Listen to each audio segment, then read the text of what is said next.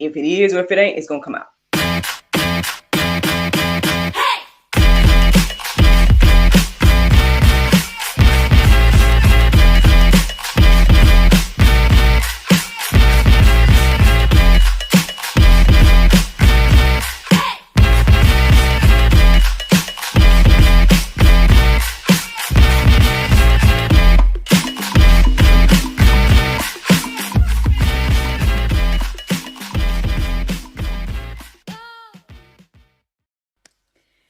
Good morning, everybody. It's your girl, Miracle Sims, and you are listening to God, Sex, and Love, your daily dose of inspiration and juice. It is October the 4th, 2022, and today the topic is Hardened Hearts. Happy Tuesday, everyone. Happy Tuesday. I hope that you all had a great day yesterday. Mine was just fine. My Monday was kind of busy. Long story short, had a little meeting that I almost forgot about. So shout out to my homegirl Summer. She's holding me accountable with these meetings. We said that we were gonna start kind of meeting on Mondays, and she remembered, and I forgot. So again, shout out to her. Again, I see the moves that she's making. I'm super excited and proud of her. And I've updated the information on my calendar to say meeting with Summer because I had it. There was something on my calendar and it was like author meeting or something. I'm like, huh? I was like, I don't have no meeting with nobody, and so I just ignored it. And then she called me around noon, and I'm like, oh, my bad, girl. And at that time, I was getting ready because I had an episode of GSL to record. So I was recording that around 1, and I'm talking about, y'all, oh, it was a heavy conversation, but it's much, much needed. So be on the lookout. I won't get too deep into it, but we had a awesome lady, and she's sharing a lot of wisdom and knowledge that hopefully will help us, especially parents. So that is one thing that happened yesterday. And then, you may notice that I'm in a change of scenery. I'm in Studio A, right? I call the brick Studio A, right? Or Studio B, one of them. I'm in Studio B, and that's because I did a review for my friends over at Mom Bomb. Afterwards, instead of doing a shower, I decided to go ahead and take a nice bath yesterday. They sent me some products and to review. And so I decided to go ahead and use those yesterday. And it was great. It was a nice bath experience. And so I was able to do a video review for them. And yeah, which is crazy because even when I'm relaxing, I'm working, y'all. So just like I tell everybody in the group, man, y'all, look, take time to unwind. It was nice, even though it was kind of random because it was in the midday. And and after getting so relaxed in this bath, it was like, okay, all I really wanted to do was take a nap because I put the face mask on and everything. It was midday, and my son had got up from his nap, and then, it's like a little after lunchtime, and it's just like, what am I doing? But again, I wanted to go ahead and do it because I knew I needed to review the products, and so it made sense in my mind when I was getting ready to do it, but then at the same time, it was like, I am super duper relaxed right now. But anywho, shout out to Mom Bomb. I did take a moment to update my mani pedi, so that was another thing as well. No, I didn't update my pedicure. My bad. I just update my manicure. So I guess this is my son's birthday, mommy's birthday nails for my son. For my son's birthday over the weekend. I kept the confetti look, but added on a little, let me see, can I remember the names? Frontline Heroes is the confetti look. And then the blue is Fortune Teller. So yeah, that's pretty much what yesterday looked like. Again, alongside being a mom and working on ideas and trying to get mentally prepared for Saturday and Little Man Zoo Day and whatnot. trying to decide how far I want to go. Like on one hand, I want to get us T-shirts and do the whole cute little family thing, you know. But on the other hand, I'm like, I could use those funds towards something else. So I don't know, debating. But yeah, I'm excited nonetheless. I think he will be excited too. And yeah, yeah. No plans today really. Well, I know I need to work on a freelance project, so I'm probably going to do that as soon as I get done with this. But yeah, other than that, maybe it'll be a rest day. Maybe we'll see. But yeah, that's all that I have. Oh well, financial fitness later on tonight as well. So, but anywho, let's get into this chit chat about uh the daily inspiration aspect. You know, the juice. You know, what you guys started tuning in for. Um, today's topic is called Hardened Hearts, and I basically, long story short, I did the prayer meditation, and it was kind of talking about life and death, and I ended up kind of doing a deep dive about both of those. I was looking at verses centered around death, and um, I also was kind of looking into this concept of, God being the only God. Because, see, here's the thing. um, I guess I was just thinking about a lot of different things. I was thinking about the fact that, so many people have died for this message. Not only the disciples, but then, people after them, martyrs, after them, um, people before them as well, before Jesus came. And so it's just an ongoing, like the Bible, right? It's a ongoing story of people that had these relationships with God. Some didn't see the promise, all these different things. And ultimately, God came down in the flesh and as Jesus and did all these things to make a way for me and you. Yet, people just still go through life denying, and I get it, I do get it, I guess, from one perspective, because it's like, well, how do we know, Um, and I mean, I guess we can go off of what happened before us, right? And then also what we observe, because again, when we observe someone passing away, we don't see their body gone. There was only maybe a few people that had that testimony, which that's another thing too. I randomly came across Enoch, and I didn't go too deep into his story, but because I think there might be multiple Enochs, but anyway. But one of them apparently got taken up and didn't die. I know Elijah had that testimony. I can't remember who else had that type of testimony where they didn't die and was taken away. And I guess their whole bodies was taken away. But well, Jesus, but he did die, but came back. But yeah, I mean, I guess just thinking about all these different things, and so ultimately, um, as I was doing that deep dive and just really thinking about again life, God being God, God can do whatever He want to do, all those different concepts and things like that. Ultimately, uh, I started to think about the hardened heart.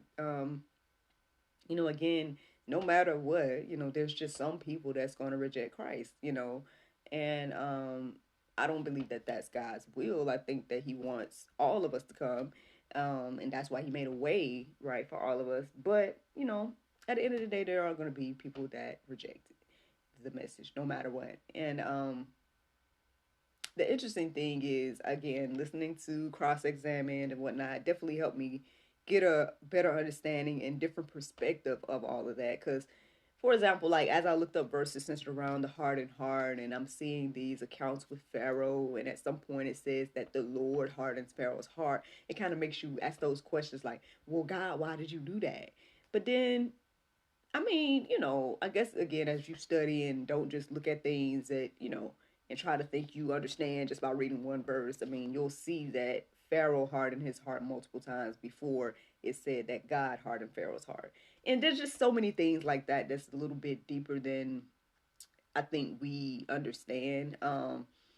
So that's for people that are willing to go deeper, I say, like, going deeper and really reading into that and getting more understanding about that, seeking the Lord for that wisdom, I think is wise. But if we just focus on the surface part of, what happens before, like, it's like you don't want to get to the place where God hardens your heart, right? Um, you want to kind of fix whatever that is before you get to that place. Because if you're at that place, then not to say you're beyond helping or something, but I think once you get to the place where God is hardening your heart, based on your continuous hardening of your heart, um, then that's on a whole nother level. And so yeah, let's think about it in the beginning, right? All these offers that the Lord gives us, and you're hardening your heart against that. Um, One of the things that helped me get a little bit more understanding about this was I can't remember his name, Frank Turek or something like that. The gentleman's name is Mr. Dr. Frank Turek. I don't know, and I think that's his name. But anywho, he gave this perfect example that helped me understand this whole thing a little bit more. Because again, um, I think just like again, I got the clarity throughout the juice to understand that okay, we're not all God's children. Yes, we are all created in His image, and yes, we all have the potential to be His children. But the reality is that we are not all God's children. There are some of us that are, just fine operating under their father, right? Which is Satan. I mean, I know we don't like to hear that, but according to the Bible, anything opposite of Christ is Antichrist, and that's any and everything. So, um, that's Bible. That ain't miracle. So just for the record, I didn't make that up. I'm just telling you what I'm reading and the understanding that I have received, and so that's one thing. But then also, because of that, I know we like to think that everybody wants to go to heaven. Like we want to, like deep down within, we want to think that. But the reality is that maybe that may not be the case, based on again how we live and what we choose to do and what we choose to do with the information about Christ, that everything like that. That truly shows like what you really want in your heart, and because of that, like Mr. Frank was saying to the people, that at the end of the day, God is not going to force you to be with Him. God is not going to force you to love Him. Because again, I mean, I think we can understand from a human perspective, anybody that forces you to love them, that's not true love. And yeah, and I know he gives the example of like women, and I know we all could probably attest to this. Men probably can too, but if anyone has ever dealt with someone that had a crush on them or constantly pursued them and you weren't feeling them in that way, like you didn't like them like that, and they constantly continue to kind of pressure you because they loved you so much, like somebody that truly loved you would let you go. They wouldn't force themselves on you. Um, and so that's something to think about at the end of the day. If we can understand that on a human level, that hey, I wouldn't want to be forced into a relationship with a guy just because he loves me and I don't feel the same. You know what I mean? So if you can understand that, then you should be able to understand this concept with God, that same thing. He's not going to force himself on us. He's made it all available. He's given us all these different signs and wonders within our own bodies, not even talking about outside of huge miracles and things that was talked about in the Bible, and of course things that we witness every day in life. But just look at ourselves and we can see that like we're so intricate and so detailed to where it's it had to be created. We had to have been created and not just an accident, and so because of that, I mean, deep within we know that, we know the truth because that's the truth is written on our hearts according to the Bible. So therefore, if you choose to reject the truth over and over and over and over and over and over and over and over and over and over and over and over and over, you know, at some point, when your time is up and death comes, whatever the case is, then I mean, according to whatever choice you made, that's just, if you didn't want to be with God while you were quote unquote alive, then you're not going to be with God when you're quote unquote dead. And I say that because, again, as I read Bible verses today, this morning about death and whatnot, it kept referring to death as sleep. And, I know at some point Jesus had to kind of be clear with the disciples that, okay, when I said sleep, I mean that he died. But, yeah, I mean, from what I'm understanding, according to the Bible, it says repeatedly that life continues, right? I know that's weird, because we're like, well, we see the dead bodies, we see that person's spirit is no longer within them, or that person is gone, X, Y, and Z, and we bury the bodies. Majority of us, I mean, of course, there's alternative ways these days, but we bury the bodies, X, Y, and Z. But whatever I say the spirit because I think that's a clear indication that there is spirit, because the person is no longer there, or whatever within them is no longer there. But anywho, again, people question all this, people harden their hearts, and so let's look at what the Bible has to say about that. Let's see what the Bible has to say. So Hebrews 3:15, it says, "As it is said today, if you hear his voice, do not harden your hearts as in the rebellion." I mean, it's clear instruction here. It says, "Do not harden your heart." Again, we do it, and if we do that, then that is what is called rebellion. I'm going to keep going. Jeremiah 17:9. It says, "The heart is deceitful above all things and desperately sick. Who can understand it?" We may feel in our heart that we are doing the right thing. But I mean, the Bible does tell us to not lean on our own understanding. So there you go. I think it's wise to seek God about, hey, Lord, is this the right thing? You know, and everything like that. And I would think, like, if you seek God about, hey, Lord, should I harden my heart towards you? Then he's probably going to let you know that that's probably not a wise thing to do. That's just me and my random, idea of seeking God. But I mean, hey, because again, our hearts are sick. I mean, and you again, we don't want to think this as humans, right? We want to think that all of us are good, right? But it's pretty evident and clear that we're not all good, and we don't all make the best decisions based on our own hearts and minds. Because if that was the case, then there would be no evil, right? There would be no, you know, wronging other people. There would be none of the evil things that we witness happening every day. Unfortunately, I know we were talking yesterday again. This is a future episode of GSL, but me and the lady was talking yesterday, and she was talking about, unfortunately, the evils of sexual abuse and everything like that, and how so many children are affected. She gave these staggering statistics, and in my mind, I don't even understand how an adult could even do any of this stuff to kids. But I mean, it happens. And so do we think that, I mean, our hearts are sick. Therefore, and I just say us as humans. I'm not saying all humans do that crazy stuff, but I'm just saying that all humans are capable of that crazy stuff. So therefore, we need a savior. But anywho, let's keep going, y'all. Job 12:48. It says, "The one who rejects me and does not receive my words has a judge. The word that I have spoken will judge him on the last day." Whew, I know people say that all the time. They're like, only God can judge me. I don't know if any of us are ready for that. Like, we say it, but I don't think we ready for it. I don't think so. But anywho, that's just me again. That's just me and my random thought. Um, but yeah, those that reject,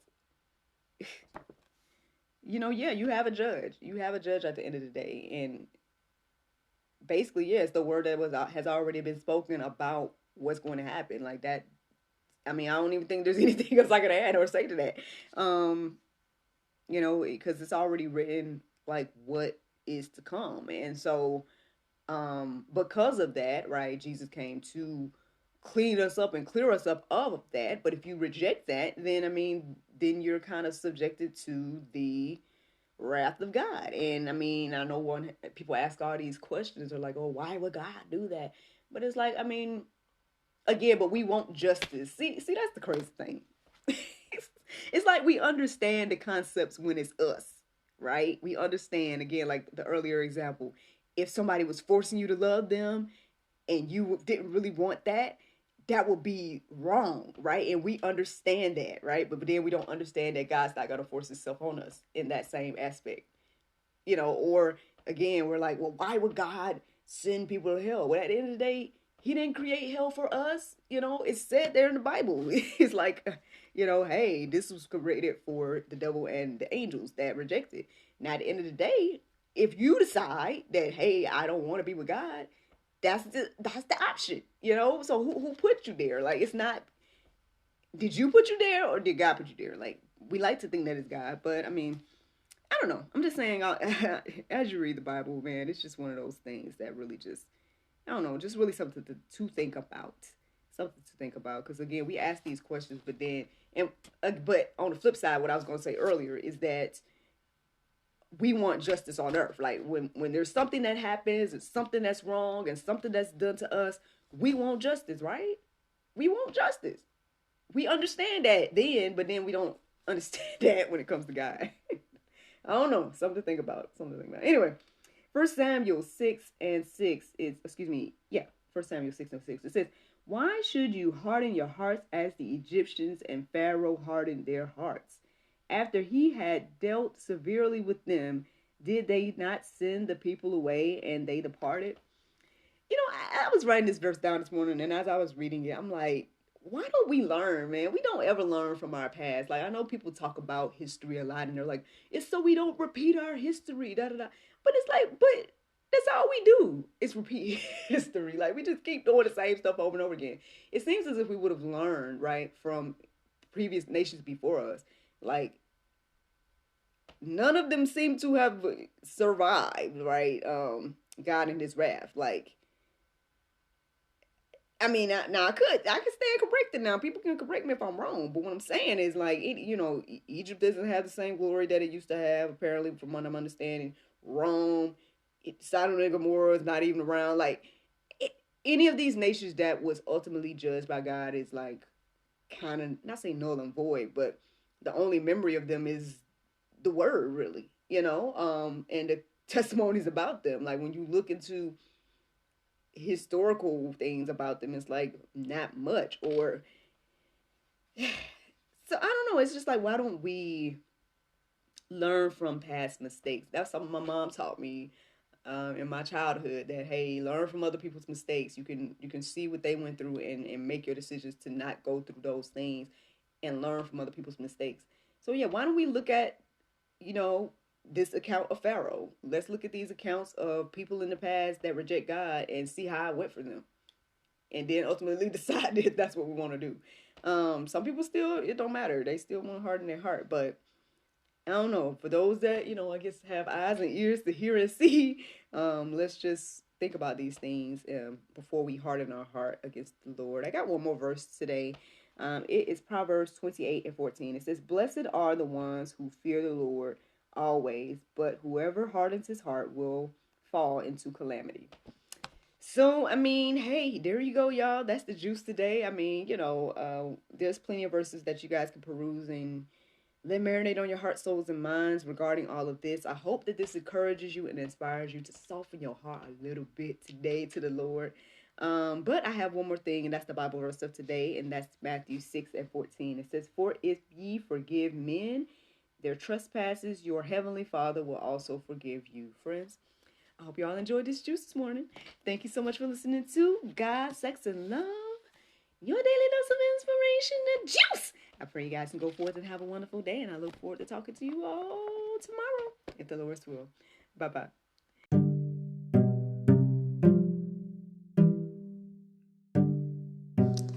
Hello everyone, it's your girl Miracle Sims, and you already know that your girl is now an author, and my very first publication is none other than a creation inspired by the juice. That's right, friends, you can go on Amazon.com and find the juice.